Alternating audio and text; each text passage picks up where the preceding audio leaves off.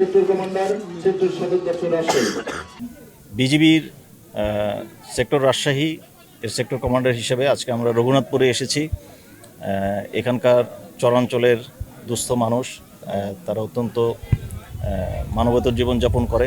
তাদের জীবনযাত্রার মানে যদি আমরা কিছুটা সহায়তা করতে পারি সেই লক্ষ্যে, এবং এই প্রচণ্ড যেই শীত এবং সবার যে মানবেতর জীবনযাপন, তাদেরকে সহায়তার লক্ষ্যে আমরা আজকে শীত বস্ত্র বিতরণের জন্য এখানে আয়োজন করেছি। বিজিবির সকল ক্ষেত্রেই এবং সকল পক্ষ থেকেই এই প্রচেষ্টা জারি রয়েছে, যাতে আমরা সীমান্ত রক্ষার পাশাপাশি সীমান্তে বসবাসকারী যে সকল দুস্থ মানুষ রয়েছেন, গরিব মানুষেরা রয়েছেন, তাদেরকে আমরা যেভাবে পারি সেভাবে যেন সহায়তা করতে পারি। তো আজকের আমাদের এই শীত বস্ত্র বিতরণটা সেটারই একটি অংশ। আমরা সীমান্তের মানুষদের সহায়তার জন্য এই শীত বস্ত্র বিতরণ বিভিন্ন জায়গায় এই ধরনের জারি রয়েছে এবং থাকবে ইনশাল্লাহ।